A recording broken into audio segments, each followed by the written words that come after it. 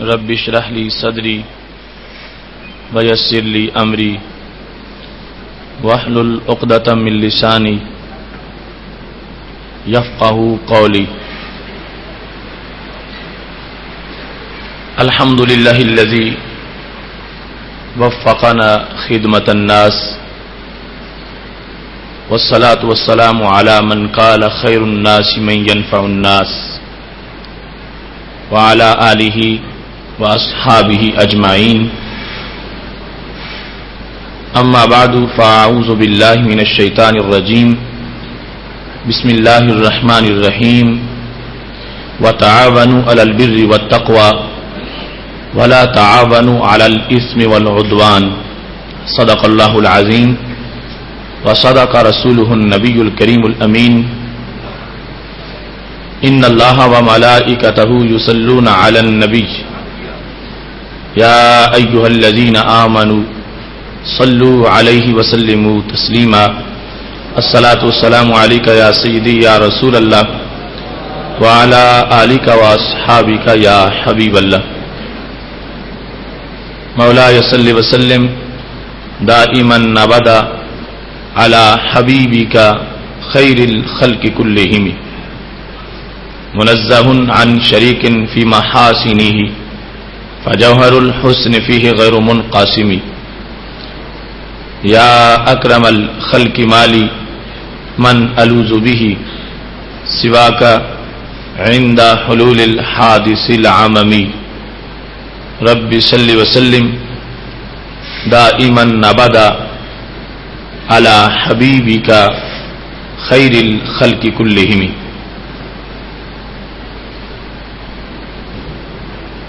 اللہ تبارک و تعالی جل جلالہ وعم نوالہ واتم برہانہ وعظم شانہ کی حمد و ثنا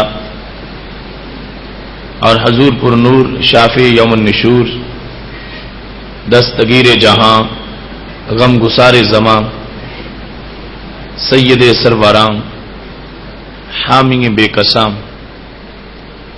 قائد المرسلین خاتم النبیین احمد مجتبی جناب محمد مصطفیٰ صلی اللہ علیہ وآلہ واصحابہ وبارک وسلم کے دربار گہر بار میں ہدیہ درود السلام عرض کرنے کے بعد، وارثان منبر و محراب، ارباب فکر و دانش، نہایت ہی معزز و محتشم حضرات و خواتین، سامعین و ناظرین، رب ذوالجلال کے فضل اور توفیق سے صراط مستقیم کے پرنور پروگرام میں آج ہم سب کو سماجی خدمت کا اسلامی فلسفہ اس موضوع پر اس نشست میں شرکت کی سعادت حاصل ہو رہی ہے. میری دعا ہے خالق کائنات جل جلالہ تمام کا یہاں آنا اپنے دربار میں قبول فرمائے، اور خالق کائنات جل جلالہ ہم سب کی بخشش فرمائے. محتشم سامعین حضرات،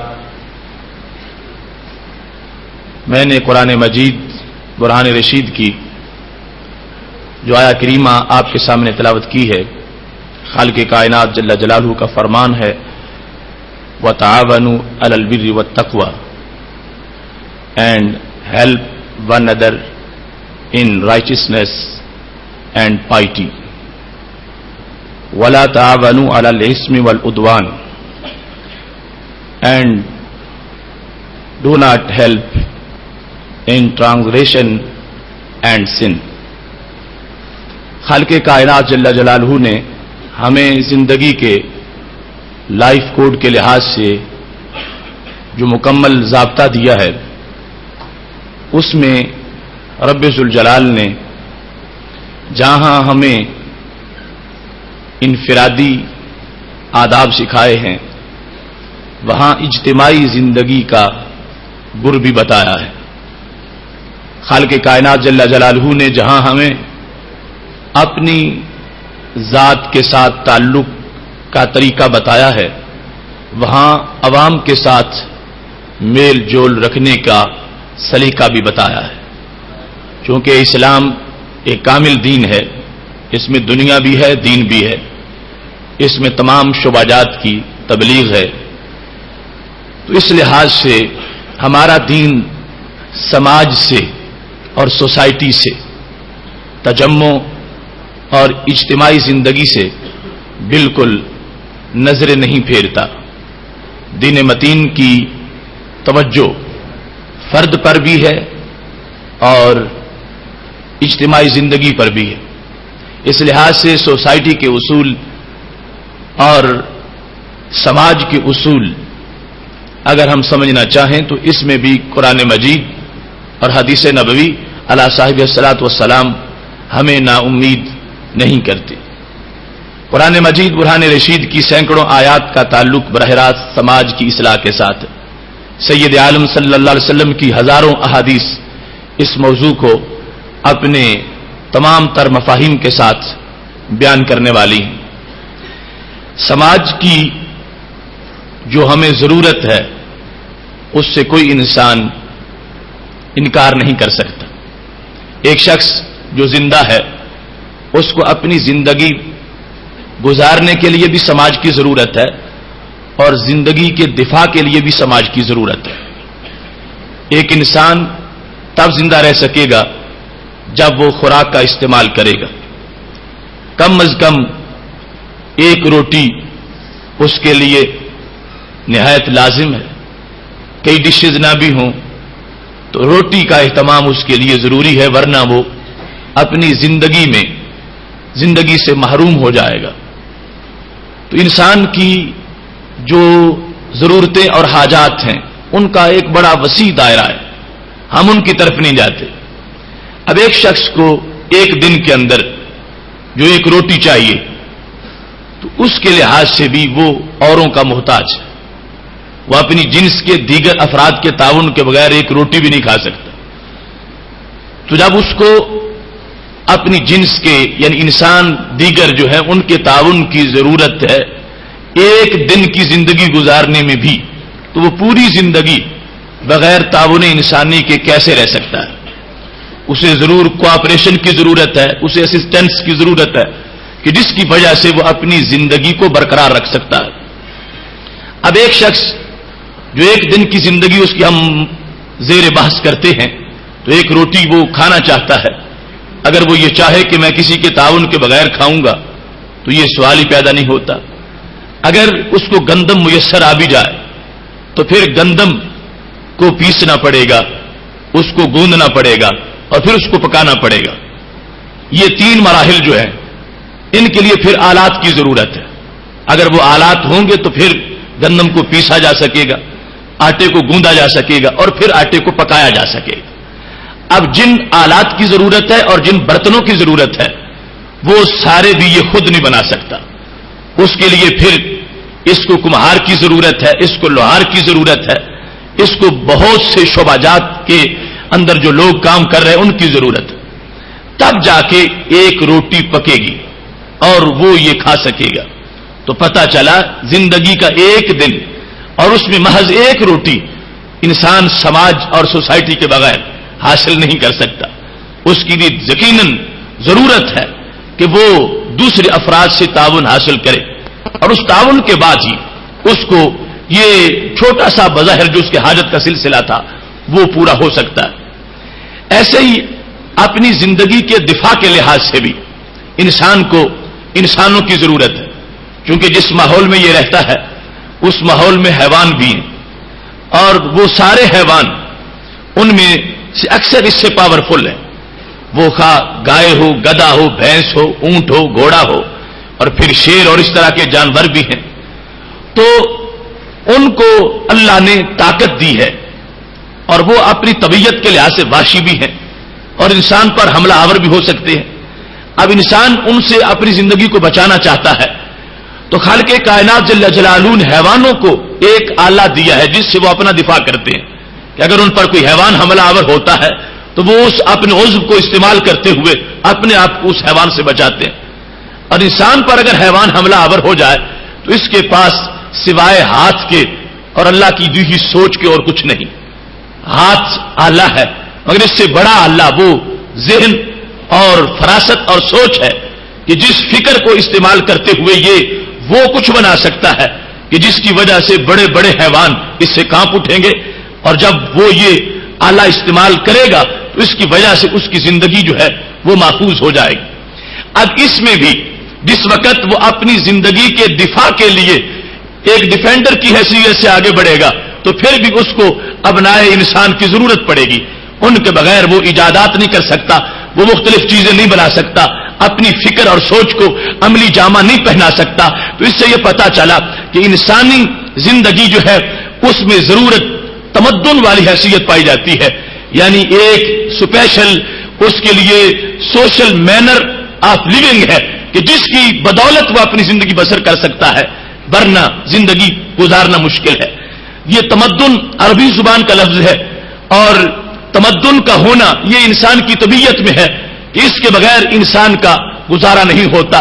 اور پھر یہ حاجات ہیں، خواہ وہ اپنی زندگی کو باقی رکھنا چاہے یا زندگی کو کسی سے محفوظ رکھنا چاہے، یا پھر تیسرا سبب جو ہے وہ یہ ہے کہ بقائے نسل اور اصلاح نسل کے لیے بھی اس کو سوسائٹی کی ضرورت ہے. اگر سوسائٹی میں نہیں ہوگا اور اس کے ساتھ تعاون نہیں ہوگا انسان کے افراد کا، نہ نسل باقی رہ سکے گی اور نہ نسل کی اصلاح ہو سکے گی. لہذا یہ ابتدائی طور پر ایک غذائی ضرورت، دفاعی ضرورت اور بقائے نسل اور اصلاح نسل کی ضرورت، یہ بڑی بڑی چیزیں ہیں جو بندے کو اس بات کی طرف متوجہ کرتی ہیں کہ اسے سماج کی ضرورت ہے، اور اگر سماج صحت مند ہے تو اس کے سارے مسائل حل ہو جائیں گے، اور اگر سماج گندا ہے تو سارے مسائل میں اس کو الجھن ہو جائے گی. اور اسلام نے ہمیں اس انداز کا سماج دیا ہے کہ جس کی وجہ سے بندے کی زندگی بھی گزرتی ہے اور زندگی شرمندگی نہیں ہوتی، اللہ کی بندگی میں گزرتی ہے.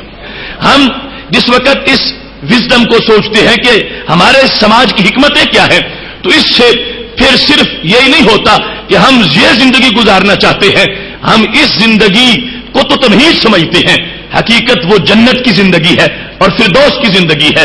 اور ہمارا دین اس سماج کا بانی ہے کہ جس نے ان چلتے پھرتے انسانوں کو وہ نظام حیات دیا ہے کہ جس کی وجہ سے سوسائٹی میں یہ جیتے بستے ہوئے اس انداز میں زندگی گزارتے ہیں کہ جب روح نکلتی ہے تو خالق کائنات فردوس کی بلندیاں اس کو عطا فرما دیتا ہے.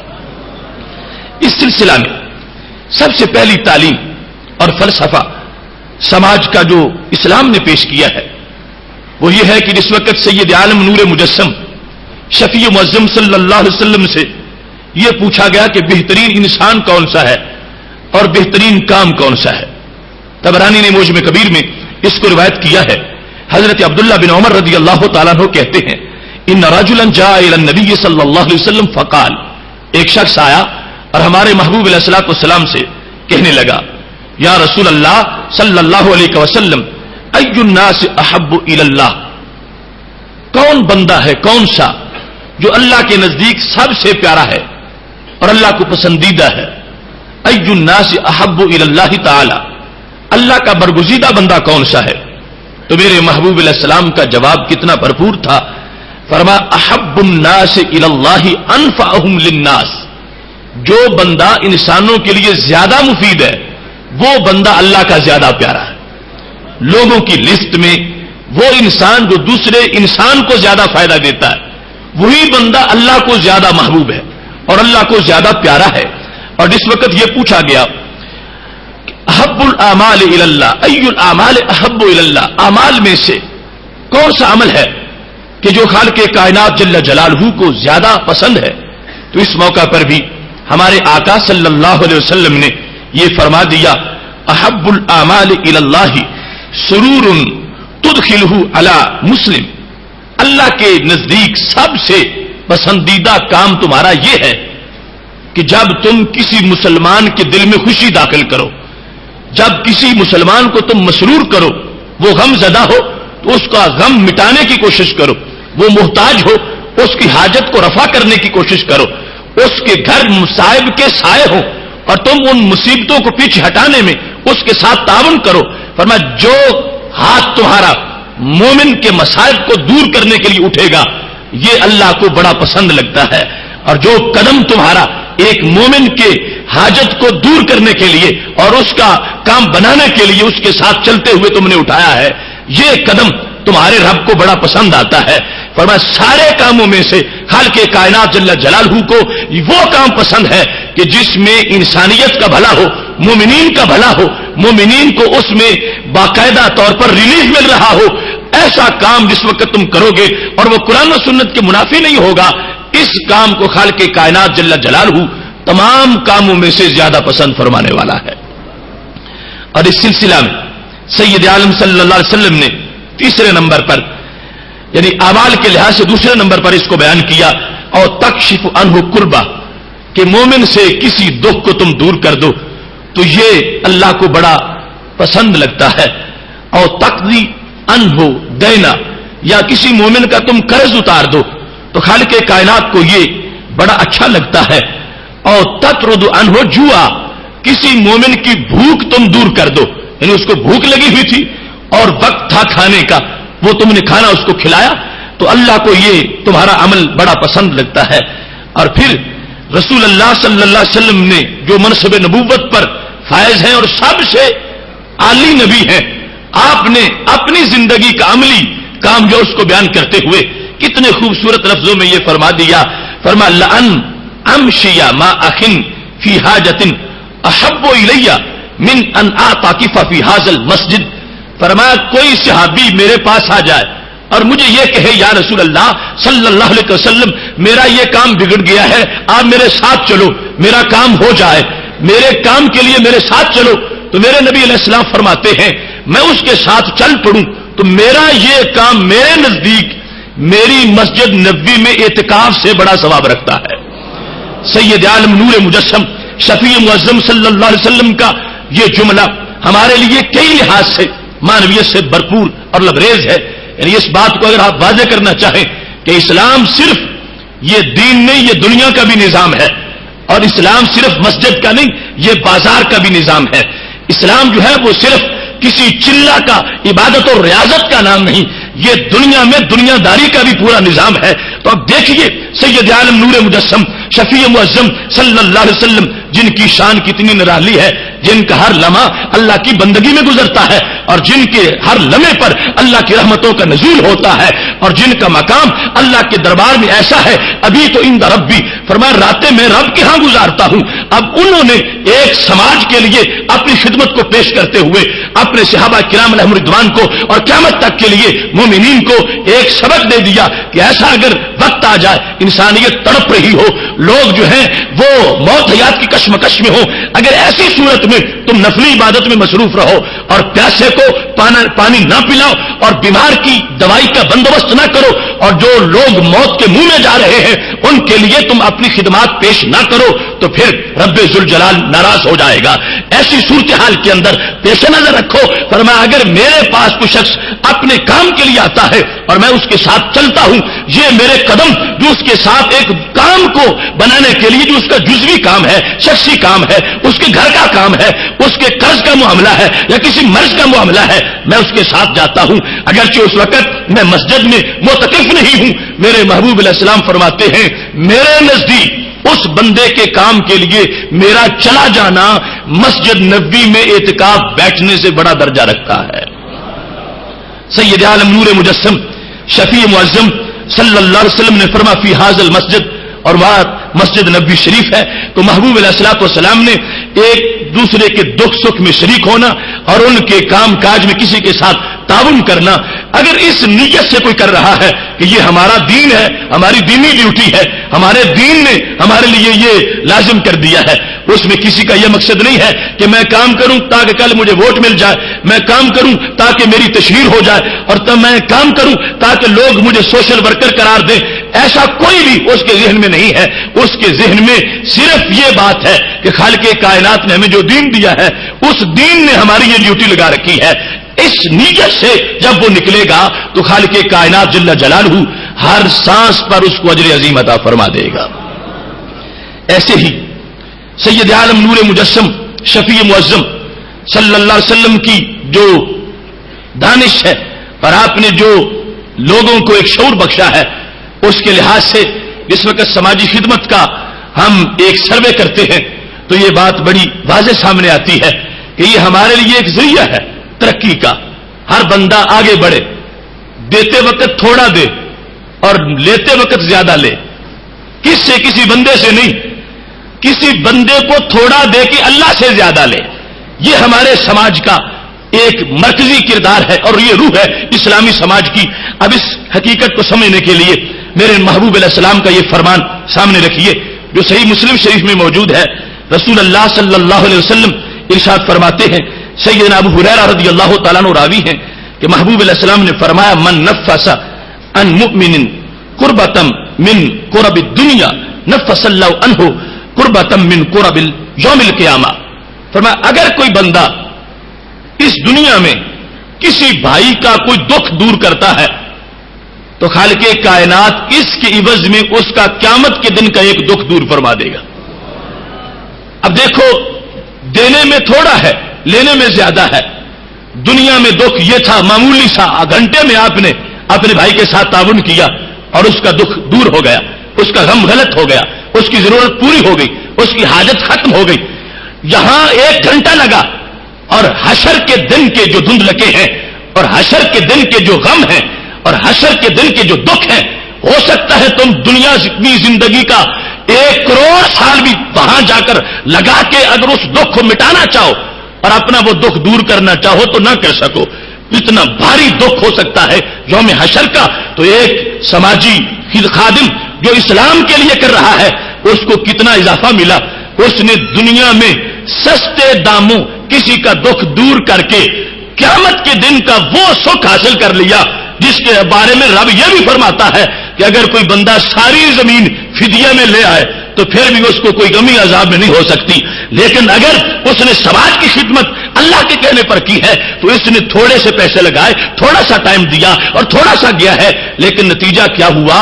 اللہ نے اس کے ایک کام کے بدلے میں قیامت کا دن جو بڑا بھرپور قسم کا ہولناک دن ہے، خالق کائنات نے اس بندے کا اس دن کا دکھ دور کر دیا، اس دن کی گھبراہٹ دور کر دی، اس دن کی پیاس دور کر دی، اس دن کی بھوک دور کر دی، اس دن جو وحشت طاری ہونے والی تھی وہ وحشت دور کر دی. تو پھر ہمارے اسلام نے تو ہمارے وارے نیارے کر دیے ہیں. ہم یہ کام کرتے وقت جو سماج کا ہے ہمیں کہیں دور نہیں جانا پڑا، محلے میں ہی کیا، اپنی گلی میں ہی کیا اور اپنے مانوس رستوں میں کیا اور ہمارا کام وہاں ہو گیا جہاں کے رستوں کی ہمیں خبر نہیں، جہاں رستہ ڈھونڈنا ہی بڑا مشکل ہے اور جہاں میدان حشر کے جو احوال ہیں ان سے واقف ہونا ہی بڑا کام ہے. تو خالق کائنات جل جلالہ نے ہماری سماجی خدمت کو یہ شان بخشی ہے کہ ایک مومن کرنے پہ آتا ہے تھوڑا سا کرتا ہے اور اللہ تبارک و تعالیٰ سے بھرنے پہ آتا ہے تو بہت زیادہ بھر لیتا ہے، دامن بھرتا ہے اللہ کے فضل سے. اور پھر سید عالم نور مجسم شفیع معظم صلی اللہ علیہ وسلم فرماتے ہیں، من یسر ان موسر یسر اللہ علیہ فی الدنیا والآخرہ. اگر کسی بندے نے کسی کی مشکل کو حل کیا، موسر تھا، تنگ دست تھا، اس نے اس کے لیے خوشحالی پیدا کی. کہیں کوئی بندہ پھنس چکا تھا، اس نے اس کو نکالنے کی کوشش کی اور صرف رب کی رضا کے لیے جب یہ کام کر رہا تھا تو میرے محبوب علیہ السلام فرماتے ہیں، یسر اللہ علیہ فی الدنیا والآخرہ. اللہ اس بندے کے لیے آسانیوں کے دروازے کھول دے گا. دنیا میں بھی اس کے کاموں میں آسانی ہو جائے گی اور آخرت میں بھی آسانی ہو جائے گی. اس نے کسی دوسرے کی مشکل کو حل کرنے کی کوشش کی ہے تو خالق کائنات سے کئی گنا آسانیاں اس کے اپنے کاموں میں آ جائیں گی. اور پھر میرے محبوب علیہ الصلوۃ والسلام فرماتے ہیں کہ جس بندے نے ساتارا مسلمان کسی مسلمان کا کوئی عیب دیکھا تو اس کو لوگوں کے سامنے بیان نہیں کیا، اسے سمجھایا ہے. اور عیب ایسا تھا کہ وہ یعنی انفرادی حیثیت کا تھا، کوئی مجمع عام میں کرنے والی کوئی غلطی نہیں تھی، اس پر اس نے پردہ ڈالا ہے. تو کیا ہوگا؟ خالق کائنات میدان حشر میں جہاں کروڑوں لوگ دیکھ رہے ہوں گے وہاں اس میدان کے اندر اللہ اس کے گناہوں پہ پردہ ڈال دے گا اور اللہ تبارک و تعالی اس کو دنیا میں بھی پردہ عطا فرمائے گا، آخرت میں بھی پردہ عطا فرمائے گا. تو ہمارے سماج کا یہ بنیادی ایلیمنٹ ہے کہ یہاں ہم کرتے تھوڑا ہے اور چونکہ اللہ کے لیے کرتے ہیں اور ملتا اس سے ہے تو وہ بہت زیادہ ملتا ہے. ہم دنیا کے لحاظ سے کرتے ہیں، اللہ تبارک و تعالی اس کے عوض میں آخرت کے لحاظ سے عطا فرماتا ہے. اور پھر اس سے بڑا فائدہ وہ کیا ہے؟ یقیناً ہم میں سے کتنا بڑا ہی پاورفل کیوں نہ ہو، کتنا زیادہ کسی کے پاس پیسہ کیوں نہ ہو، اور کتنا بڑا کسی کا سماجی خدمت کا نیٹ ورک کیوں نہ ہو، وہ کچھ نہیں کر سکتا جو کچھ ہمارا رب کر سکتا ہے۔ کوئی کتنا ہی زیادہ سماج کی خدمت کے لحاظ سے اس کا وسیع ایک کام کیوں نہ ہو، اس کی خدمت تھوڑی ہے، اور ایک منٹ میں جو رب کا فضل ہے وہ زیادہ ہے۔ اب انسان دنیا میں اگر اسلامی نقطہ نظر سے سماج کا کارکن بن جائے گا تو کیا ہوگا؟ میرے نبی علیہ السلام کا فرمان ہے، واللہ فی عون العبد ما کان العبد فی عون اخیہ، کہ جب تک کوئی بندہ اپنے بھائی کے کام میں لگا ہوا ہے اللہ اس کے کام میں مصروف ہوگا۔ اب دیکھو اللہ کی قدرت اس کو مل گئی کس کے عوض میں؟ بھائی کے ساتھ تعاون کرنے میں۔ اب اس نے جو بھائی کو ٹائم دیا وہ محدود سا ہے، تھوڑا سا ہے، اور اللہ نے جو فضل اس کے کھاتے میں ڈال دیا وہ بہت زیادہ ہے۔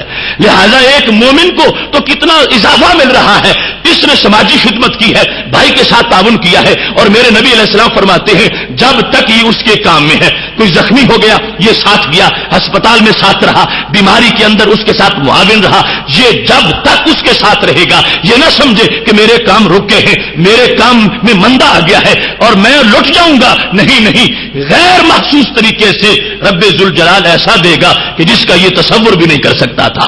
خالق کائنات جل جلالہ نے اس انداز میں اس سماج کی حیثیت کو محبوب علیہ الصلوۃ والسلام نے واضح کیا ہے کہ ایک بندہ جب کسی کے ساتھ اس کے کام کے لیے نکلتا ہے تو یہ نہ سمجھے کہ اب میرا کوئی پرسان حال نہیں، میں اس کے ساتھ جا رہا ہوں۔ اس نے اپنا تھوڑا سا تعاون اپنے بھائی کے پلڑے میں ڈالا ہے، رب ذوالجلال کا بحر ناپیدا کنار ایک فضل کا جو ہے وہ اس کے پلڑے میں شامل ہو گیا ہے۔ اور یہاں پر جس وقت ہم سماج کی روح کو دیکھتے ہیں تو سماجی خدمت ایک ایمانی تقاضا بھی ہے، جس کی بنیاد پر ایک انسان کو ایسی صورتحال کا سامنا ہوتا ہے کہ ایمان مجبور کرتا ہے کہ وہ اپنی سوسائٹی کے لوگوں کے ساتھ شریک ہو جائے، کیونکہ ہمارا دین ایسا نہیں ہے کہ جو مسلمانوں کے احوال سے بے خبر ہو اور جو ابنائے امت کے احوال سے بے بہرا ہو۔ اب ایک شخص جو ہے وہ دنیا کے حالات نہیں جانتا کہ اس وقت افغانیوں کے ساتھ کیا ہو رہا ہے، اس وقت لبنانیوں کے ساتھ کیا ہو رہا ہے، عراقیوں کے ساتھ کیا ہو رہا ہے، گروزنی اور غزہ میں کیا ہو رہا ہے، فلسطینیوں کے ساتھ کیا ہو رہا ہے، تو وہ ایک طرح کی غفلت کا مرتکب ہے، وہ مجرم ہے۔ اسے کم از کم پتا تو ہو اگرچہ کچھ کر سکتا ہے یا نہیں، لیکن اس کا دل تو تڑپے، اس کو شرمندگی تو ہو اور اس کو درد تو ہو کہ میرا بھائی ہے اور اس کو میرے تعاون کی ضرورت ہے اور میں اس کے تعاون کو نہیں پہنچ سکا، تو میں اللہ سے معافی مانگوں۔ اخوت کا یہ مطلب ہے چبھے کانٹا جو قابل میں، تو پاکستان کا ہر پیرو جوان بیتاب ہو جائے۔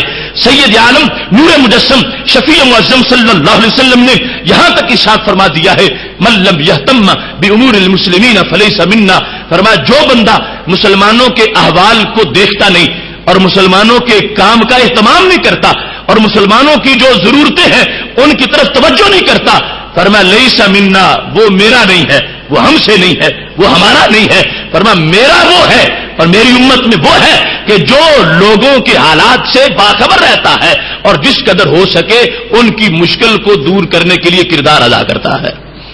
اب اس سلسلہ میں آپ نے جو مثال دی تو وہ بڑی حسین مثال ہے۔ اس مثال کو، اس حدیث کو بخاری و مسلم میں روایت کیا گیا ہے۔ حضرت نعمان بن بشیر رضی اللہ تعالیٰ عنہ راوی ہیں، کہتے ہیں کہ رسول اللہ صلی اللہ علیہ وسلم نے ارشاد فرمایا ہے مثل المؤمنین فی توادہم وتراحمہم وتعاطفہم مثل الجسد اذا اشتکا منہ عضو تداعی لہ سائر الجسد بالسہر والحمى۔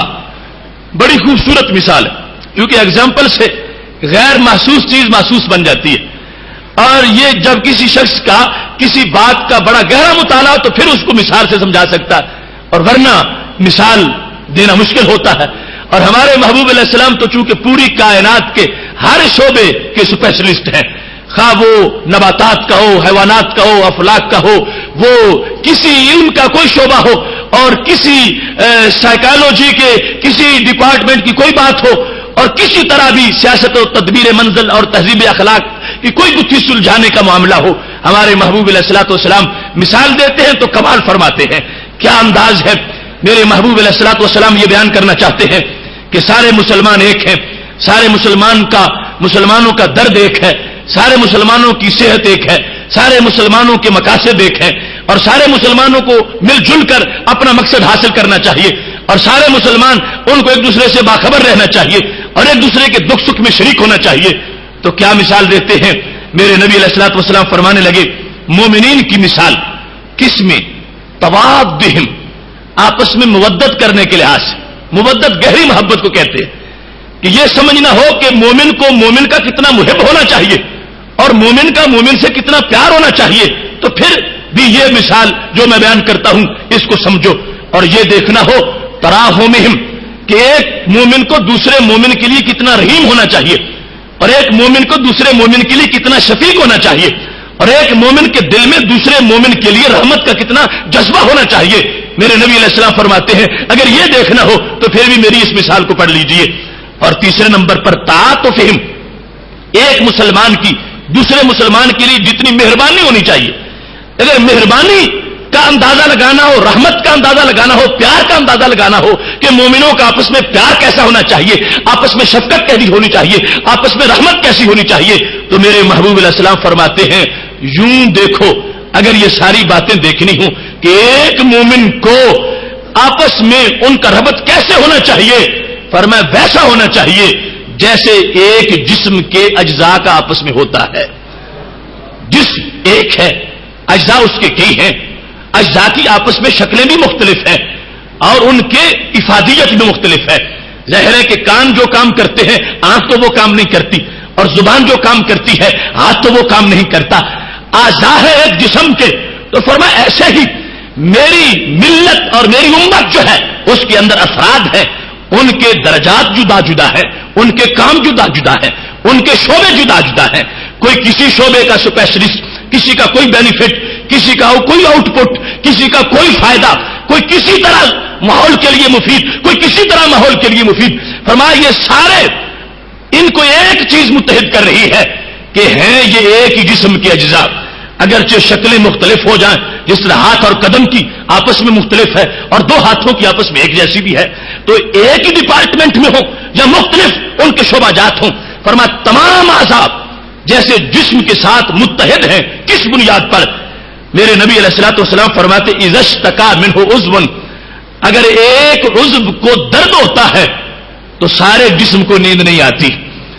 اگر درد جو ہے وہ انسان کی داڑھ کو ہو تو نیند اس کے ہاتھ کو بھی نہیں آتی، چین اس کے دماغ کو بھی نہیں آتا۔ اگر اس کے کسی ایک عضو پر زخم ہو جائے تو پورا بدن کانپنا شروع ہو جاتا ہے، اگر کلاڑی اس کے پاؤں پہ لگے آنسو اس کی آنکھ میں آ جاتا ہے۔ فرمایا پورے اعضاء جو ہے انسانی جیسے وہ بالسحر والحمہ، دو لفظ بولے، اور یہ طب کے لحاظ سے جو ہمارے محبوب علیہ الصلوۃ والسلام کی مہارت ہے اس کا اظہار بھی ہے۔ فرمایا جب کہیں حملہ ہوتا ہے تو کیا ہوتا ہے؟ سحر کہتے ہیں بے خوابی کو، کہ حملہ کہیں ہوا قدم کی انگلی پر مگر ساری رات آنکھ کو نیند نہیں آئی، آنکھ بیدار رہی، اور پھر فرمایا حملہ کہیں ہوا، بخار کہیں ہو گیا، حمہ بخار ہے۔ تو یہ جسم کے اعضاء کا آپس میں ایک ربط ہے، اگرچہ اعضاء کی شکلیں آپس میں مختلف ہو سکتی ہیں، ان کے مقاصد بھی مختلف ہو سکتے ہیں، مگر چونکہ وہ ہیں ایک ہی جسم کے، لہذا ان کو اس بات میں یکجہتی ہے، اتحاد ہے کہ اس جسم پر اگر خوشی آتی ہے تو سارے خوش ہوتے ہیں، اس جسم پر اگر غمی آتی ہے تو سارے غم زدہ ہو جاتے ہیں۔ فرمایا ایسے ہی میری پوری امت ایک جسم کی طرح ہے۔ یہ نہیں ہو سکتا کہ ہاتھ کٹتا رہے دوسرا ہاتھ سوتا رہے، قدم زخمی ہو جائے اور آنکھ اس پہ آنسو نہ بہے، یہ نہیں ہو سکتا کہ کہیں بخار ہو اور کہیں کوئی جسم جو ہے اس کا عضو، اسی جسم کا عضو جو ہے اس کو پتہ ہی نہ ہو۔ فرمایا نہیں، جیسے ایک جسم کا ایک عضو بھی اگر متاثر ہوتا ہے تو سارا جسم وہ بے خوابی میں اور اضطرار اور بے چینی کے اندر وہ مبتلا ہو جاتا ہے اور اس کو بخار ہو جاتا ہے۔ پر میں ایسے ہی شرق و غرب اور شمال و جنوب پر کہیں بھی میری امت کا ایک فرد بھی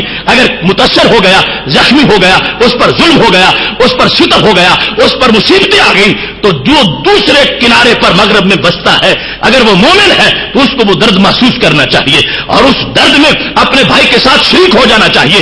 اور اس انداز میں وہ نہیں ہو سکتا کہ اس کا بھائی جو ہے وہ تڑپتا رہے اور یہ عید منا رہا ہو, یہ جشن کر رہا ہو, یہ گپے لگا رہا ہو اور یہ میوزک اور سرور کی محفلیں سجائے بیٹھا ہو, ادھر خون بہ رہا ہو مسلم امہ کا لبنان میں, افغانستان میں, عراق میں اور غزہ اور غروزنی میں ایسا سلسلہ چل رہا ہو. نہیں, فرمایا میرے محبوب علیہ الصلوۃ والسلام نے یہ ایک وحدت ہے اور اس کی وجہ سے سماج کے مسائل کا پتہ بھی چلے گا اور ان کے حل کا ادراک بھی آئے گا. جب سارے ایک جسم کی طرح ہیں تو پھر جب ایک ہاتھ کو دھونے کی ضرورت ہوگی تو دوسرا ضرور تعاون کے لیے آئے گا, دونوں ملیں گے تو دونوں صاف ہو جائیں گے. اس طرح سوسائٹی میں سماج کا فلسفہ ہمارے محبوب علیہ الصلوۃ والسلام نے یہ سمجھا دیا ہے. اور یہاں سے یہ بات بھی بڑی اچھی طرح ثابت ہو گئی کہ یہ جسم کے ساتھ جو مثال دی ہے میرے محبوب علیہ الصلوۃ والسلام نے, ایک تو یہ پتا چلا کہ ایک کو درد ہو تو سب کو محسوس ہوتا ہے, اس لحاظ سے اتحاد ہوتا ہے. دوسرا یہ بھی پتا چلا یہ نہیں ہو سکتا کہ کوئی بندہ آپ کے ایک عضو کا تو دوست ہو اور دوسرے کا دشمن ہو, کوئی تمہارے ایک ہاتھ کا تو فرینڈ ہو اور دوسرے کا دشمن ہو. ایسا نہیں ہو سکتا. جو تمہارے ایک ہاتھ کا دوست ہے وہ دوسرے کا بھی دوست ہے, جو تمہاری ایک آنکھ کا دوست ہے وہ دوسرے کا بھی دوست ہے. جس کو تمہارا ایک قدم اچھا لگتا ہے اس کو دوسرا قدم بھی اچھا لگے گا. یہ نہیں ہو سکتا کہ ایک قدم تو اچھا لگے اور دوسرا قدم اچھا نہ لگے. ایسے ہی یہ جان لو کہ یہ نہیں ہو سکتا کہ ایک جسد ہے, ملت ہے, ایک ملت ہے, اس کا ایک عضو جو ہے وہ کسی کا اگر دشمن بن گیا ہے اور اس کو کوئی دشمن سمجھ رہا ہے اور دوسرا سمجھے کہ اب میرے ساتھ تو دشمنی نہیں کر رہا, یہ دشمنی تو میرے دوسرے عضو کے ساتھ ہو رہی ہے. مثال کے طور پر اگر امریکہ آگ برساتا ہے عراق پر تو اب یہ کوئی نہیں کہہ سکے گا کہ ایک ہاتھ پر جب بم لگا تو دوسرا کہے کہ اس پر لگ رہا ہے, یہ دشمن اس کا ہے میرا تو نہیں.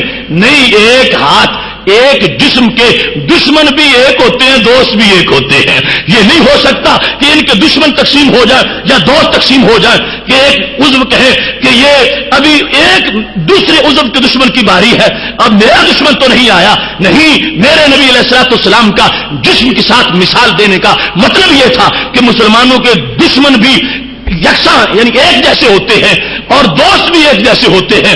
یہ نہیں ہو سکتا کہ کسی کا دشمن ہو اور مسلمان اس کو دوست سمجھے. جب ایک مسلمان کے لیے وہ دشمن ہے تو دوسرے کا بھی دشمن ہے. جو افغانستان پہ آگ برساتا ہے وہ ہمارا بھی دشمن ہے, جو عراق پہ آگ برساتا ہے وہ ہمارا بھی دشمن ہے, جو لبنان پہ آگ برساتا ہے وہ ہمارا بھی دشمن ہے, جو مختلف صوبوں کے اندر اور مختلف مقامات کے اندر چناروں کے دیر کشمیر کے اندر جو خون بہا رہا ہے تو یہ ہم نہیں کہیں گے کہ وہ کشمیریوں کا دشمن ہے کیونکہ ہمارا کلمہ ایک ہے, ہم کہیں گے وہ مسلمانوں کا دشمن ہے. تو اس بنیاد پر سید عالم نور مجسم شفیع معظم صلی اللہ علیہ وسلم نے سماج کے مسائل کے جو ہزاروں شعبہ جات تھے ان کو ایک مثال کے اس دائرے کے اندر بند فرما دیا ہے. اور دوسری طرف ایک اور مثال دی اور وہ مثال بھی بڑی خوبصورت مثال ہے. میرے محبوب علیہ الصلوۃ والسلام نے صحابہ کے سامنے اس کو بیان کیا, بخاری شریف میں ہے. فرمایا المؤمن للمؤمن کالبنیان یشد بعضه بعضا وشبک بین اصابعه. سید عالم صلی اللہ علیہ وسلم نے فرمایا کہ مسلمان کے لیے یوں ہے جیسے دیوار کی اینٹیں ہوتی ہیں, یشد بعضه بعضا, بعض کے لیے سہارا بنتی ہیں. اب اینٹیں ان کا آپس میں تعلق نہیں تھا تو ان کی کوئی ویلیو نہیں تھی, وہ بوجھ اٹھانے کے قابل نہیں تھی, وہ بکھرا ہوا کہ ڈھیر تھا, ان پہ ستون نہیں رکھا جا سکتا تھا, ان پہ چھت نہیں بنائی جا سکتی تھی. لیکن انہی اینٹوں کو جب آرگنائز کیا گیا تو پھر اس کا نام دیوار بنا. دیوار اس ترتیب میں نہیں آئے گی تو دیوار نہیں بنے گی, ستون نہیں بنے گا. ترتیب میں آئیں گی تو پھر ان کا پتہ چلے گا کہ مقصد اینٹوں کا کیا تھا. پھر وہ پردہ بھی کریں گی, پھر وہ بیرونی چیزوں کو اندر آنے سے روک بھی لیں گی, پھر وہ چھت کا بوجھ بھی اٹھا لیں گی. لیکن کب؟ جب ان میں ترتیب آ جائے گی, نظم آ جائے گا. اس کے بغیر وہ ایک ڈھیر ہے, اس کی کوئی افادیت نہیں, کوئی فائدہ نہیں. تو یہ ترتیب کیا ہے؟ ترتیب یہ ہے کہ نیچے والی اینٹ نے اوپر والی کا بوجھ اٹھایا ہے, دائیں والی بائیں کے لیے سہارا بن گئی ہے, بائیں والی دائیں کے لیے سہارا بن گئی ہے, پھر جو اوپر آئی ہے اس نے اوپر والی کا بوجھ اٹھایا. اس طرح اٹھاتے اٹھاتے جو سب سے اوپر تھی اس نے چھت کا بوجھ اٹھا لیا. تو میرے محبوب علیہ الصلوۃ والسلام نے فرمایا یہ حیثیت ہے میری امت کی سوسائٹی کی. اور یہ ہے میری امت کا سماج، یہ ہے ان کی حیثیت کہ یہ اگر بکھرے رہیں گے تو پھر باطل کے سامنے کوئی حیثیت ان کی نہیں ہوگی، اور اگر یہ ترتیب میں آ جائیں گے تو پھر دیوار بھی ہیں، کوسار بھی ہیں، پھر ستون بھی ہیں، بوجھ اٹھائیں گے، پھر حجاب بن جائیں گے، پھر غیروں کو اپنے گھر نہیں آنے دیں گے، غیروں کو اپنی سلطنت کی حدود میں داخل نہیں ہونے دیں گے، پھر باطل پرستوں کے دانت کھٹے کر سکیں گے، پھر ایک مکہ کی طرح نظر آئیں گے تو ان کی پاور دنیا پر محسوس کی جائے گی۔ تو میرے محبوب علیہ الصلوۃ والسلام نے فرمایا یہ سارے فوائد جو ہیں یہ تب آئیں گے جب ترتیب میں ہوں گے۔ اگر نیچے والی کہے کہ اینٹ میں تو چودھری ہوں، میں کسی کا بوجھ کیوں اٹھاؤں، اور اوپر والا جو ہے وہ کہے میں خود بہت ہوں، مجھے کسی کی ضرورت کیا ہے، تو پھر کبھی بھی اگر اینٹوں کا آپس میں یہ رویہ رہا تو وہ اینٹیں کبھی دیوار کی اینٹیں نہیں بن سکیں گی، ان میں اختلاف رہے گا تو پھر خرمن محفوظ نہیں ہوگا، پھر گھر محفوظ نہیں ہوگا، پھر ملک محفوظ نہیں ہوگا، پھر ملت محفوظ نہیں ہوگی۔ اینٹوں کو آپس میں ایک دوسرے کا رکھ رکھاؤ کرنا پڑے گا، ایک دوسرے کا بوجھ اٹھانا پڑے گا، ایک دوسرے کے ساتھ کندھے سے کندھا ملانا پڑے گا۔ اگر ایک اینٹ کہے میں تو بڑے اچھے بھٹے میں پکی ہوں، میرا رنگ ہی بڑا اچھا ہے اور یہ تو بالکل زرد رنگ کی ہے، میں اسے قریب نہیں آنے دوں گی، تو کبھی یہ جو اچھے بھٹے کی ہے یہ بھی اپنا فائدہ نہیں دے سکے گی، یہ بھی کسی نالی میں گر جائے گی، ادھر ادھر پڑی رہے گی۔ اس کی بھی افادیت تب بھی آئے گی جب یہ کسی کو ساتھ ملائے گی اور کسی کے نیچے آئے گی یا کسی کے اوپر آئے گی، کسی پر بوجھ ڈالے گی اور کسی کا بوجھ اٹھائے گی۔ ایسے ہی ایک بندہ اگرچہ سونے کا بھی کیوں نہ ہو لیکن جب تک وہ سوسائٹی میں مربوط نہیں ہوتا اس وقت تک وہ تن کا بھی نہیں ہے، وہ ذرہ بھی نہیں ہے، اور جس وقت وہ آ جائے گا ایک آرگنائزیشن کے اندر، تنظیم کے اندر، اس وقت اس کو پتا چلے گا کہ بوجھ اٹھایا کیسے جاتا ہے اور بوجھ ڈالا کیسے جاتا ہے اور کسی کو برداشت کیسے کیا جاتا ہے۔ اب یہ ہوگا کہ دوسری اینٹوں کے ساتھ مل کے یہ کسی کا بوجھ اٹھا لیں گے، اب دوسری اینٹوں کے ساتھ یہ اینٹ ملے گی تو کسی کے لیے حجاب اور پردے کا کام دے گی، کسی کا مال محفوظ ہوگا، کسی کی جان محفوظ ہو جائے گی، کسی کی دولت محفوظ ہو جائے گی۔ تو اس واسطے سماج کی خدمت کے لحاظ سے میرے محبوب علیہ السلام کی یہ مثال بھی جنتی سونے کے پانی کے ساتھ لکھنے کے قابل ہے کہ آپ نے قیامت تک کے لیے اپنی امت کو وہ نظم و ضبط عطا فرمایا ہے۔ فرمایا تمہیں یقیناً ایک دوسرے کی ضرورت ہے اور یہ ضرورت تمہیں اپنی زندگی گزارنے کے لحاظ سے بھی ہے، لیکن میں جو تمہیں بتا رہا ہوں محبوب علیہ السلام نے فرمایا یہ ضرورت ہمارے نزدیک تمہارے ایمان کی ضرورت ہے۔ تمہارا ایمان یہ کہے گا کہ جب میں مومن ہوں تو اگرچہ میرا مومن بھائی یہاں سے ہزاروں میل دور ہے، وہ میرا جسم ہے، میں اس کا جسم ہوں، ہم ایک جسم کے اعضاء ہیں کیونکہ ہمارا کلمہ ایک ہے، ہمارا رب ایک ہے، ہمارے نبی علیہ السلام، ہمارا قرآن، ہمارا دین، یہ وحدت ہمارے اندر موجود ہے۔ تو اس بنیاد پر محبوب علیہ السلام نے سماج کا یہ فلسفہ ہمیں عطا فرمایا ہے۔ یہاں سماجی خدمت کی ترجیحات برادری نہیں ہوتی، اس سماجی خدمت میں ترجیحات رنگ و نسل کا کوئی دخل نہیں ہوتا، اس سماجی خدمت میں کسی کے ساتھ اپنے ذاتی مفادات کا کوئی تعلق نہیں ہوتا۔ یہاں سماج کی خدمت کا پیچھے وہ اخوت محمدی صلی اللہ علیہ وسلم ہے، جس وقت وہ روح بنتی ہے تو پھر یہ سماجی خدمت ہی نہیں ہوتی، اس کو عبادت بھی کہا جاتا ہے۔ اس واسطے سید عالم نور مجسم شفیع معظم صلی اللہ علیہ وسلم نے اس کو پھر ایک عبادت نہیں قرار دیا، سماجی خدمت کو کئی عبادتوں کے نام دیے ہیں باقاعدہ۔ میرے محبوب علیہ الصلوۃ والسلام نے اتنا اس کو اپریشیٹ کیا ہے اور اس انداز میں اس کی وضاحت کی ہے کہ اس وقت کی حکومتیں حیران رہ گئی کہ ان کے پاس بندے تھوڑے سے ہیں مگر انہوں نے ان کو وہ کچھ سکھا دیا ہے کہ جنہوں نے بڑی بڑی حکومتوں کے دانت کھٹے کر دیے ہیں اور بڑی بڑی حکومتوں پر لرزہ طاری ہو گیا ہے۔ چند لوگ جو شروع میں ابھی 40 بنے تھے جب حضرت فاروق اعظم رضی اللہ تعالیٰ عنہ نے کلمہ پڑھا تھا تو وہ 40 اتنے منظم تھے کہ اللہ تبارک و تعالیٰ نے یہ آیت نازل فرما دی، یا ایھا النبی حسبک اللہ ومن اتبعک من المؤمنین، اے میرے پیغمبر تمہارے لیے اللہ بھی کافی ہے اور یہ 40 ماننے والے بھی کافی ہے، یہ تمہاری فوج ہے، یہ لشکر ہے۔ ابھی صرف 40 تھے لیکن ان کو یہ پڑھا دیا تھا کہ یہ یوں دیوار بنتی ہے اور یوں تم جسم کی طرح ہو۔ جب 40 ایک جسم کی طرح نظر آئے تو اس وقت سے ہی کفر کو پسینہ آ گیا۔ اور اگر آج ہم کروڑوں کی تعداد میں ہیں اور پھر بھی اگر کفر کو پسینہ نہیں آتا تو ہم یہ سبق بھول چکے ہیں، جو سبق سید عالم نور مجسم شفیع معظم صلی اللہ علیہ وسلم نے ہمیں دیا ہے۔ اس کی برکت یہ ہے کہ اس میں صرف ہمارے اندرونی مسائل ہی نہیں، اس کو دیکھ کر بیرونی مسائل بھی حل ہو جائیں گے۔ انداز عبادت اس میں کیسا ہے؟ حضرت ابو ذر غفاری رضی اللہ تعالیٰ عنہ بیان کرتے ہیں، میرے رسول صلی اللہ علیہ وسلم نے ارشاد فرمایا ہے الا کل نفس فی کل یوم طالعت فیہ الشمس صدقہ. محبوب علیہ السلام فرماتے ہیں ہر زیرو بندے پر ہر دن صدقہ کرنا لازم. نفس کا لفظ بولا، یہ نہیں کہا کہ امیر پر، نفس جو بھی زیرو ہے مومن، یعنی جس میں ابھی جان باقی ہے، جب سورج طلوع ہوتا ہے ہر دن میں اس پر صدقہ کرنا لازم. جس وقت میرے نبی علیہ السلام نے یہ فرمایا، صحابہ کہتے ہیں یا رسول اللہ صلی اللہ علیہ وسلم من این اتصدق. حضرت ابو ذر رضی اللہ تعالیٰ نے پوچھ لیا کہ محبوب میری تو ایسی حالت نہیں کہ میں روزانہ صدقہ کر سکوں. آپ فرما رہے ہو کہ ہر دن صدقہ ہے، اور بلکہ ایک حدیث شریف میں ہے کہ بندے کے بدن میں جتنے جوڑ ہیں 360 اس کے مطابق صدقہ لازم ہے. تو کہنے لگے میں اتنا صدقہ کہاں سے لا سکتا ہوں، نادار اور فقیر ہوں. جب انہوں نے پوچھا تو میرے محبوب علیہ الصلوۃ والسلام سے کہنے لگے لیس لنا اموال، اکثر ہم میں تو ایسے ہی ہے کہ ہمارے پاس کوئی مال ہی نہیں ہے، تو ہم روزانہ کا یہ انداز کے صدقہ کریں ہم کیسے کر سکتے ہیں. جب انہوں نے یہ پوچھا تو میرے محبوب علیہ الصلوۃ والسلام نے فرمایا تم صدقہ مختصر سا معنی سمجھتے ہو، صدقے کے ہمارے ہاں کئی شعبے ہیں اور وہ جتنا بھوکا بھی ہو صدقہ کر سکتا ہے. کیا ان من ابواب الصدقہ التکبیر، جو بندہ اللہ اکبر کہے اس کے لیے پیسوں کی کوئی ضرورت نہیں، زبان سے اللہ اکبر کہے یہ بھی صدقہ ہے. وسبحان اللہ، فرمایا زبان سے سبحان اللہ کہہ دے یہ بھی صدقہ ہے. والحمدللہ، زبان سے الحمدللہ کہے یہ بھی صدقہ ہے. واستغفر اللہ، زبان سے اپنے گناہوں کی معافی مانگے یہ بھی صدقہ ہے. گناہوں کی معافی بھی ہے اور ساتھ صدقہ بھی ہے.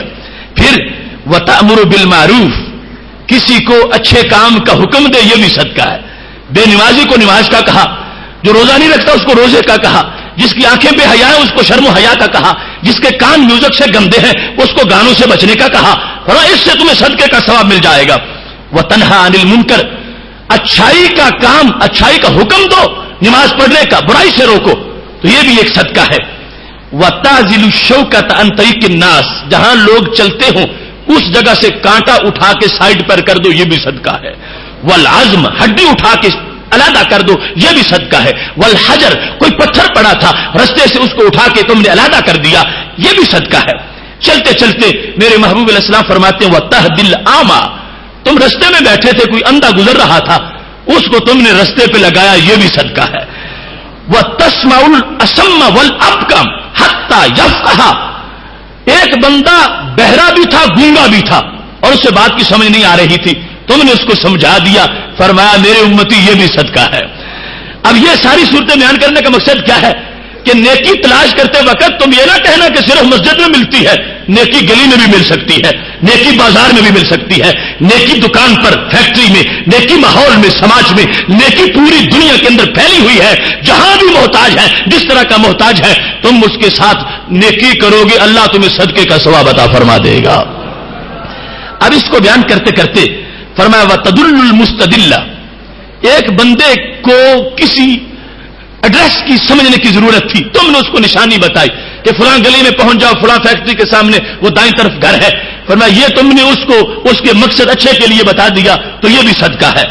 اور پھر فرمایا جس وقت تم تسعى بشدت ساقيك الى اللهاب لهفان المستغیث، فرمایا اپنی پنڈلیوں کے زور سے جب تم دوڑے، یہ لفظ بڑے اہم ہے.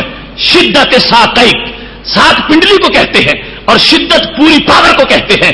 تم نے دیکھا ایک بندہ نابینا ہے اور اس کی کسی کے ساتھ ٹکر ہونے والی ہے اور تم اتنے گھبرائے اور پوری پاور کے ساتھ تم دوڑے اور اپنی پنڈلیوں پر دوڑتے دوڑتے تم نے جا کے اس کو بچا لیا. فرمایا یہ بہت بڑا صدقہ ہے جو اپنی پنڈلیوں کو تم نے اللہ کے راستے میں کسی بندے کے لیے تھکا دیا، اس کی مدد کے لیے، وہ گڑھے میں گرنے والا تھا یا اس طرح کا کوئی اور معاملہ تھا کہ تم دوڑ کے پہنچ سکتے تھے اور تم فوراً پہنچ گئے اور تم نے کسی بندے کو نقصان سے بچا لیا. فرمایا اس میں بھی صدقہ ہے. وزرائی کا ما ضعیف، فرمایا کوئی بندہ بوجھ اٹھانا چاہتا تھا اس سے اٹھتا نہیں تھا اور تم نے اپنے بازو جو ہیں ان کو بوجھ اٹھانے کے لیے استعمال کیا اور شدید زور تم نے لگایا. فرمایا اس پر بھی رب تمہیں صدقے کا ثواب عطا فرما دے گا. سید عالم نور مجسم شفیع معظم صلی اللہ علیہ وسلم نے یہ جتنے بھی آخری شعبہ جات بیان کیے ہیں یہ سارے سماجی خدمت کے ہیں، یہ سارے سماجی معاملات کے ہیں، اور ان سب کے اندر صدقے کا لفظ بھی بولا ہے، اس کو عبادت بھی قرار دے دیا ہے۔ تو اس سے پتہ چلا ہمارا دین اس کے اندر ایک دنیا ہے، اور جو دین کے اندر دنیا ہے وہ دنیا نہیں، وہ پھر دین ہی دین ہے۔ اس کے اندر جتنے بھی آداب ہیں، جتنے پروگرام ہیں، جتنے کام ہیں، صرف بندے کی سوچ کی سوئی سیدھی ہونی چاہیے، اگرچہ وہ سماج میں ایک کارکن کی حیثیت سے کام کر رہا ہے۔ ہاں یہ ہے کہ وہ شریعت کا بگوڑا نہیں، وقت پہ نماز بھی پڑھتا ہے، روزہ رکھتا ہے، وہ اللہ کے فرائض کو نبھاتا ہے اور ان چیزوں پر پابندی کرتا ہے، اور پھر وہ اپنا ٹائم لوگوں کے لیے دیتا ہے، کام میں لگا دیتا ہے۔ اس کا بندوں کے کام آ جانا اللہ کو اتنا پسند ہے کہ خالق کائنات جل جلالہ اس کا سارا وقت بندگی میں شمار فرما دے گا۔ یہ وہ بات تھی جو اقبال کہہ رہے تھے، خدا کے بندے تو ہیں ہزاروں، بنوں میں پھرتے ہیں مارے مارے، میں اس کا بندہ بنوں گا جس کو خدا کے بندوں سے پیار ہوگا۔ اس انداز میں جس وقت انسان جو ہے وہ چلتا ہے تو اس کی شخصیت کے اندر ایک نکھار آتا ہے اور محبوبیت کا درجہ وہ پاتا ہے، اور محبوبیت اصل میں اللہ کی طرف سے ملتی ہے تو پھر بندوں میں بھی محبوبیت اس کو میسر آ جاتی ہے۔ یہ روح ہے ہمارے سماج کی کہ جس وقت ہم سماج کی بات کرتے ہیں تو ہم رواج کی بات نہیں کرتے، ہم اسلام کے مزاج کی بات کرتے ہیں، اور اسلام کے مزاج کے اندر یہ بات شامل ہے۔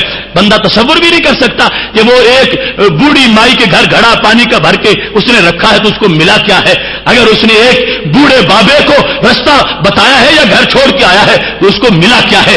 یہ اولڈ سٹیزنز کی تنظیمیں جو آج آ کے یورپ کے شعور میں جس کا تھوڑا سا خدا کھلا ہمارے ماہ مدینہ صلی اللہ علیہ وسلم نے تو صدیوں قبل اس کے چاند طلوع فرما دیے تھے۔ جس وقت محبوب علیہ الصلوۃ والسلام نے ان ساری باتوں کو اتنا کھول کے بیان کیا ہے، حضرت ابو ذر غفاری رضی اللہ تعالیٰ عنہ اس کو بیان کرتے ہیں، اور بالخصوص الترغیب اور ترہیب کے اندر حضرت عباس رضی اللہ تعالیٰ عنہ کا یہ قول ہے کہ میرے محبوب علیہ الصلوۃ والسلام فرماتے ہیں، من مشا فی حاجات اخیہ کان خیر لہ من اعتکاف 10 سنین۔ فرمایا جو بندہ کسی مسلمان کے کام کے لیے گھر سے نکلا، اس کے پاس محلے دار کوئی آ گیا تھا کہ چلو میرے ساتھ، میری یہ مشکل ہے میرے ساتھ چلو۔ اب ایک ہے رکھ رکھاؤ کے لیے چل نکلنا کہ محلے میں ہے آخر اس کے منہ کے لیے جانا پڑتا ہے، دوسرا یہ ہے کہ رکھ رکھاؤ کے لیے نہیں، اللہ کے دیے ہوئے اصول کے لیے، قرآن و سنت کے لیے، کہ یہ محلے میں اگرچہ یہ مجھ سے ہمیشہ ہی بے وفائی کرتا ہے مگر میں اس کی وفا کے اصول کے لیے نہیں، اللہ کی رضا کے اصول کے لیے ساتھ جا رہا ہوں۔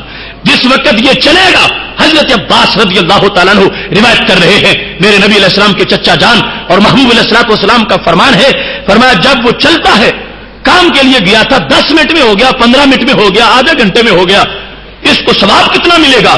فرمایا کان خیر لہ من اعتکاف 10 سنین، 10 سال اعتکاف کرنے پر جتنی نیکی اس کو مل سکتی تھی چند منٹوں میں وہ نیکی اس کو میسر آ گئی ہے۔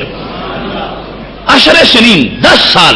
اب اعتکاف تو ایک دن کا بڑا مشکل ہوتا ہے اور 10 دنوں کا بڑا مشکل ہوتا ہے، اور یہاں پر 10 سالوں کے اعتکاف کی بات ہے۔ اور پھر اعتکاف جو ہے اس میں تو یہ ہے کہ بندہ سب کچھ چھوڑ کے اللہ کے گھر میں بیٹھ جاتا ہے اور سارے خیالات نکال دیتا ہے اور سارے معاملات کو دفن کر دیتا ہے، ہر چیز سے منقطع ہو کر اللہ کے دربار میں آ گیا ہے کہ میں نے باقی رابطے ختم کر دیے ہیں، اللہ سے رابطہ مضبوط کر رہا ہوں۔ اب وہ عبادت اسلام کی کہ جہاں باقی ہر چیز کو دیش نکالا دے کے بندہ گھر چھوڑ کے اللہ کے در پہ آ گیا ہے اور روزہ رکھ کے دن رات اس کی عبادت میں مستغرق ہے، وہ 10 دن کا اعتکاف کتنی عظمت کا حامل ہے۔ لیکن اسلام نے سماج کو کتنا مقام دیا ہے کہ ایک مومن کی خدمت کے لیے جب مومن گھر سے نکلا ہے، اگرچہ یہ بظاہر اس کے قدم کعبے کی طرف تو نہیں جا رہے، مسجد اقصیٰ کا مسافر تو نہیں ہے، وہ کوئی عمرے کو تو نہیں جا رہا، وہ تو حج کو نہیں جا رہا، وہ کوئی تہجد پڑھنے تو نہیں جا رہا، وہ دنیا کا کام کرنے جا رہا ہے، کیونکہ مومن کے لیے جا رہا ہے تو اللہ کو اتنا پسند ہے، رب فرماتا ہم دلوں کو دیکھتے ہیں، ہم اس کو 10 سالہ اعتکاف کا ثواب عطا فرما دیں گے۔ اتنا بڑا ذائقہ ہے اسلام کی تعلیمات میں، اتنی بڑی لذتیں ہیں اسلام کی تعلیمات میں کہ جو شخص ادھر متوجہ ہوتا ہے اس کو سب کچھ میسر آ جاتا ہے۔ اب 10 سالہ اعتکاف اس کو مل گیا کہ جس نے اپنے بھائی کے ساتھ تعاون کیا، اور اعتکاف کی حیثیت کسی حدیث میں نبی علیہ الصلوۃ والسلام نے بیان فرما دی، دیا جائے گا اس کو اجر 10 سال کے اعتکاف کا۔ اور اعتکاف ہوتا کیا ہے؟ من اعتکف یوما ابتغاء وجہ اللہ جعل اللہ بینہ و بین النار ثلاث خنادق. فرمایا جو بندہ ایک دن کا اعتکاف اللہ کی رضا کے لیے کرے, ایک دن کا ریٹ بتایا تاکہ 10 سالوں کا پتہ تجھے چل جائے. ایک دن اللہ کی رضا کے لیے جو اعتکاف کرتا ہے تو اس کو کیا ہوتا ہے؟ فرمایا اللہ اس بندے اور جہنم کے درمیان 3 خندقیں بنا دیتا ہے. اور ہر خندق کتنی بڑی ہوتی ہے؟ فرمایا جتنا زمین آسمان کا فاصلہ. تو جس نے ایک دن اعتکاف کیا وہ جہنم سے زمین آسمان تک کا جتنا فاصلہ 3 بار اتنی مرتبہ جہنم سے دور ہو گیا. اتنی دوری مل گئی اس کو جہنم سے. مطلب یہ وہ اتنا رجسٹرڈ جنتی بن گیا. اب جس اعتکاف کے ایک دن کا یہ عالم ہو, اس 10 سالہ اعتکاف کا عالم کیا ہوگا؟ اس واسطے محبوب علیہ الصلوۃ والسلام نے یہ سماج کی حیثیت ہمیں بیان کی ہے. سماجی خدمت کے اندر ایک بات بڑی ضروری ہے, وہ یہ ہے کہ جہاں اس سماج میں یہ عزت ہے, اگر سماج اسلام کے مزاج سے ہٹ گیا تو اس میں ذلت ہے. بالخصوص ہمارے ملک میں اور پوری دنیا میں جو NGOs ہیں, نان گورنمنٹ آرگنائزیشنز, اور بالخصوص ہمارے ملک میں جو بیرونی NGOs ہیں اور ایسے عراق میں ہیں, دیگر ممالک میں شروع ہیں, وہ بظاہر ایک سماجی خدمت کا نظریہ رکھتے ہیں. ابھی وہ کبھی کوئی چیز تقسیم کر رہے ہیں بھوکوں کے لیے, کبھی کپڑے, کبھی سلائی مشینیں, کبھی کوئی کام, کبھی کوئی کام. تو ایسی سماجی خدمت کے پھندے میں کوئی نہ پھنسے. یہ لوگ سماج کے کارکن نہیں ہوتے, یہ ایمان کے لٹیرے ہوتے ہیں. باقاعدہ تنخواہ دار ہیں امریکہ کے اور برطانیہ کے, اور مشن پر ہیں کہ تم نے مسلمانوں کو جا کے لوٹنا ہے. خواہ وہ گوادر کے دائیں بائیں لوگوں کے لیے وہ بستیاں بنائیں اور ان کے لیے کچھ وہاں پر سہولتیں مفت تقسیم کرنے لگ جائیں, یا کسی بھی اہم جتنا نازک مقام ہوگا مسلمانوں کا اور مرکزی جگہ ہوگی وہاں ایسی کمپنیاں اور ایسے سکول اور ایسے ہسپتال اور ایسی ڈسپینسریاں اور اس طرح کے انجینئرنگ کے ڈپلومے اور یہ سارے وہ نیٹ ورک اپنے لے کے آ جاتے ہیں. ان کا مقصد مسلمانوں کا علاج نہیں ہوتا اور مسلمانوں کے سماج کی خدمت نہیں, ان کا کام دین کو لوٹنا ہوتا ہے. دین کو لوٹتے ہیں اور اس پر باقاعدہ ہمارے پاس گواہ موجود ہیں. وہ 2 لڑکیاں جو طالبان کے دور میں افغانستان سے پکڑی گئی تھی, ان کے بارے میں مغرب نے یہ کہا دیکھو مسلمانوں نے سختی کی ہے. وہ تو علاج کے لیے گئی تھی کہ لوگوں کا علاج کیا جائے ہسپتالوں میں, اور ان کو پکڑ لیا گیا ہے. لیکن جس وقت وہ دونوں رہا ہوئی تو انہوں نے دی پریزن آف ہوپ نام کی کتاب لکھی. دی پریزن آف ہوپ میں دونوں نے یہ لکھا کہ ہم کوئی مسلمانوں کے علاج کے لیے نہیں گئی تھی, ہمیں ٹیکساس امریکہ سے بھیجا گیا تھا کہ عیسائیت کی تبلیغ کرو. ہم عیسائیت کی تبلیغ باقاعدہ کرتی رہی ہیں اور اس پاداش میں ہمیں پکڑا گیا تھا. تو ایسے ہی جتنے بھی اس روپ میں لوگ آتے ہیں, ڈاکٹر بن کے آ جائیں, انجینئر بن کے آ جائیں, وظیفہ خار وہ امریکہ کے ہیں, وہ کبھی بھی ہمارے وفادار نہیں ہو سکتے. اس واسطے ایسے لوگوں سے بچنے کی ضرورت ہے کہ جو مسلمانوں پر سوال کی طرز میں شک داخل کرتے ہیں, آہستہ آہستہ پھر ان کو خراب کرتے ہیں. تو سماجی خدمت کو بھی پہچاننے کی ضرورت ہے کہ سماجی خدمت ہمارا علاج ہے یا ہمارے لیے مرض ہے. جو سماجی خدمت مرض ہو اس سے بچنا اور لوگوں کو بچانا بھی یہ فرض ہو جاتا ہے, اور یہ قرض ہے آپ پر کہ اس قرض کو اتاریں. اور جو اس طرح کی جماعتیں ہمارے ملک میں بنی ہوئی ہیں اور واہیات پروگرام لے کر وہ بڑے بڑے سبز باغ دکھا کے لوگوں کے ایمان کو لوٹنا چاہتی ہیں, ان لوگوں سے ہوشیار رہنے کی ضرورت ہے. آپ یقیناً آپ ہی نہیں, ہر بندہ جو عقل سلیم والا ہے میری اس بات سے اتفاق کرے گا کہ اگر یہ اعلان ہو جائے کہ فلاں بندہ لوگوں کو سونے کی اینکیں دے رہا ہے, سمجھا جائے گا کہ بہت بڑا اس نے تو لوگوں پر احسان کیا, سونے کی اینکیں بانٹ رہا ہے. لیکن اگر یہ بتایا جائے کہ پہلے آنکھیں نکال لیتا ہے پھر اینکیں دے دیتا ہے, تو کوئی سمجھے گا کہ اس نے اچھا کام کیا. اس کو ظالم کہا جائے گا کہ جس کی آنکھ نکل جائے اس کو اینک کی ضرورت کیا ہے, وہ سونے کی ہو یا چاندی کی ہو. ایسے ہی یہ لوگ ہیں جو NGOs کی شکل میں اگر ہمارا ایمان لے کے چلے جائیں تو ہمیں روٹی کے چند لقموں کی ضرورت کیا ہے. اس واسطے یہ صورتحال جو ہے اس کو ضرور پیش نظر رکھنا ہے کہ قیمتی چیز لے کے ادنا چیز ہمیں دے کے اور پھر خوش ہم ہو کہ ہم نے بڑا کچھ لے لیا ہے اور بڑا کچھ حاصل کر لیا ہے. نہیں نہیں, سید عالم نور مجسم شفیع معظم صلی اللہ علیہ وسلم نے ہمیں اس واسطے یہ سب کچھ سمجھایا ہے کہ میری امت باخبر رہے, ہوشیار رہے, بیدار رہے اور کسی کے سامنے اپنی مذہبی غیرت کے ساتھ برقرار رہے. کبھی بھی کسی ایسی سیشن کو اور ایسی چیز کو دیکھ کر وہاں پر لوٹ پوٹ نہ ہو جائے کہ مجھے بہت کچھ مل رہا ہے. نہیں نہیں, پہلے دیکھو کہ ایمان کا تقاضا پورا ہو رہا ہے. اگر ایمان کا تقاضا پورا ہوتا ہے اور ساری شرائط موجود ہے تو پھر اس میں حرج نہیں ہوگا. اور وہ بھی، لیکن میں تو یہ کہتا ہوں کہ ضرور پھر بھی حرج ہوگا کیا کہ یہ دل میں ایک جذبہ پیدا ہوگا، لوگ بڑے اچھے ہیں، غریبوں کے ساتھ تعاون کرتے ہیں، حالانکہ وہی غریبوں کا خون بہانے والے ہیں۔ اتنے بھی بدنام منافق کب دنیا میں دے تھے، کتوں کا منہ چومنے والے، قتل ہے انسانوں کا۔ اگر وہ 4 ٹکے یہاں دے دی جائیں تو کیا وہ قیمت بن جائے گی 4 لاکھ عراقیوں کے خون کی؟ اور کیا وہ قیمت بن جائے گی 20 لاکھ افغانیوں کے خون کی؟ اور کیا وہ قیمت بن جائے گی اتنے کروڑوں زخمیوں کے جو کلیجے پھٹ چکے ہیں ان کے لیے؟ لہذا یہ سارے پراپوگنڈے ہیں۔ سماج ہمارا، سماج کی خدمت کے اصول ہمارے ہیں، اور دین ہمارا ہے، اور دین کی دی ہوئی عزت ہماری ہے۔ ہمیں کسی کی طرف للچائی ہوئی نظروں سے دیکھنے کی ضرورت نہیں ہے۔ یہ ماہ مدینہ اپنی تجلی عطا کرے، یہ ڈھلتی چاندنی تو دوپہر کی ہے، باقی سب اندھیرا ہے، اور سویرا وہ ہے جو محبوب علیہ الصلوۃ والسلام نے ہمیں قرآن و سنت کی شکل میں عطا فرمایا ہے۔ اللہ تبارک و تعالی اس پیغام کو سمجھ کر آگے پہنچانے کی توفیق عطا فرمائے۔ وآخر دعوانا الحمدللہ رب العالمین۔ مضمون تو طویل تھا، لیکن مجھے پتا ہے کہ کچھ بچوں نے اسکول جانا ہوتا ہے، اس لیے میں نے کوشش کی اس کو سمیٹنے کی۔ ہمارا کل کا موضوع بڑا ہی مارکۃ الآراء اور ضروری موضوع ہے۔ ہاں ہم سنی ہیں، تو اس موضوع کو ہاں ہم سنی ہیں، یعنی اس کو پڑھنے کے بھی 2 انداز ہیں۔ ایک تو یہ ہاں ہم سنی ہیں، دوسرا ہے ہاں ہم سنی ہیں۔ تو یہ موضوع تو بڑا طویل ہوگا، لیکن انشاءاللہ اس کو سمیٹنے کی کوشش کریں گے۔